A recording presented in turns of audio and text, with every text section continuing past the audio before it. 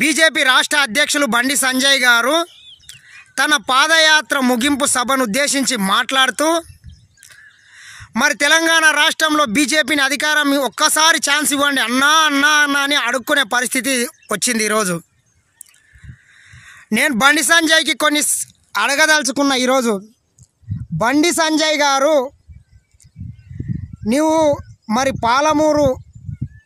పాలమూరులో నీవు పాదయాత్ర చేసుకుంటా మరి పాలమూరు ప్రజల కన్నీళ్ళు కష్టాలు చూస్తే నాకు ఏడుపు వచ్చిందని ఒక దొంగ ఏడుపు ఏడ్చే ప్రయత్నం చేసినావు. నువ్వు ఏం చెప్తున్నాడు బండి సంజయ్ అంటే, ఆయన పాదయాత్ర చేస్తుంటే ఒక చెల్లెలు వచ్చిందంట ఆయన దగ్గరికి.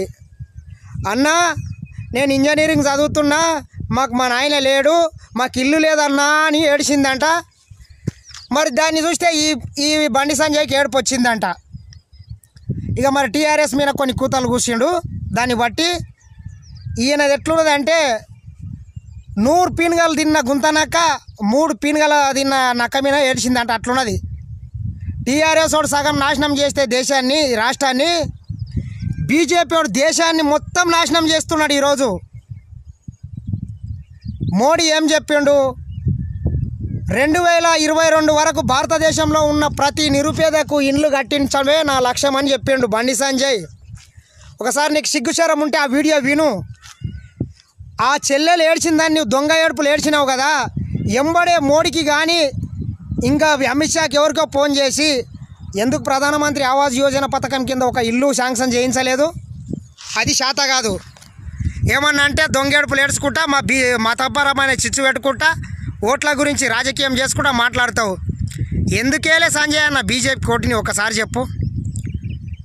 70 రూపాయలు ఉన్నటువంటి పెట్రోల్ ధరను 120 రూపాయలు చేసినందుకేయాలనా?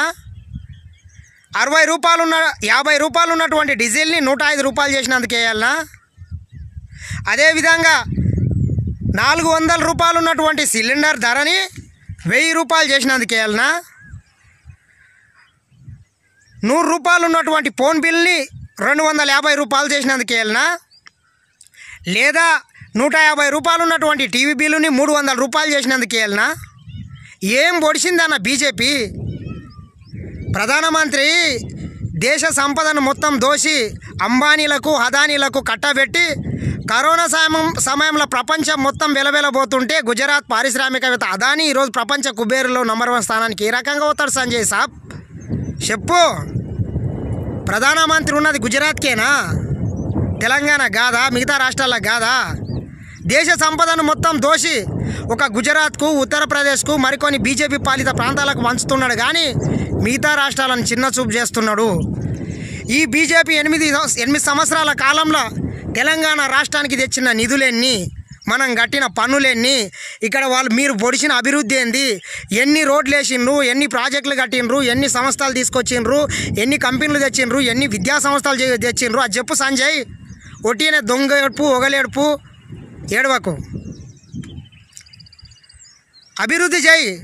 మరి నిన్ను గెలిపించిన కరీంనగర్ ప్రజలకు నీవేం చేసినావు? 4 ఎంపీలు గెలిచిండ్రు, వాళ్ళు ఏం చేసిండ్రు? మీ చిట్టా మొత్తం బయట పెట్టు.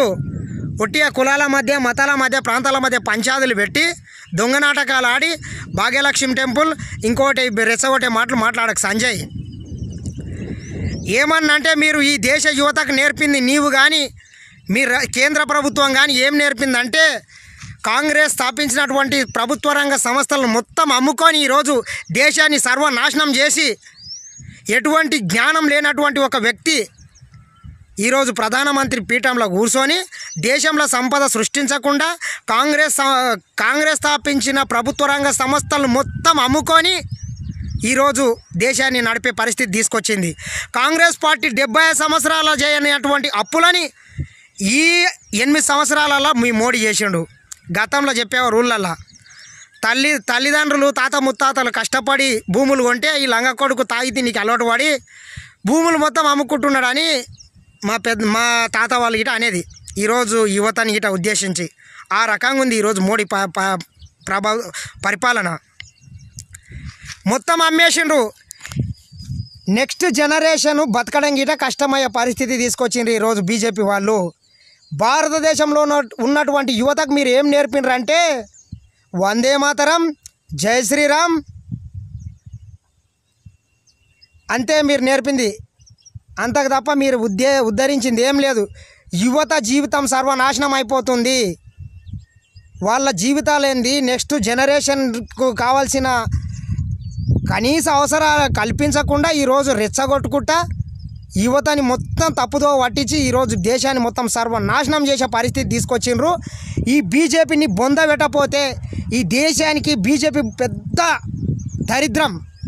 నేను చెప్తున్నా కదా, మామూలుగా యుద్ధాలు ఈరోజు కాదు, స్వాతంత్రం వచ్చినప్పటి నుంచి కొన్ని బార్డర్లు అక్కడక్కడ యుద్ధాలు జరిగేటివి. ఈరోజు భారత సైనికుల ప్రాణ త్యాగాలను కూడా ఈ దరిద్రులు వాళ్ళ రాజకీయం కోసం వాడుకుంటున్నారు. కాబట్టి ఈ బీజేపీని ఎంత తొందరగా బొంద పెడితే భారతదేశానికి అంత మంచిదని నేను కోరుకుంటున్నా. హాయ్ ఫ్రెండ్స్, మా టుడే టుమారో యూట్యూబ్ ఛానల్ చూస్తున్నందుకు చాలా థ్యాంక్స్. మరిన్ని లేటెస్ట్ వీడియోస్ కోసం వెంటనే సబ్స్క్రైబ్ చేయండి. అలాగే ఈ బెల్ ని కూడా రింగ్ చేసేయండి. మా నోటిఫికేషన్స్ అన్ని మీ మొబైల్లో వస్తాయి.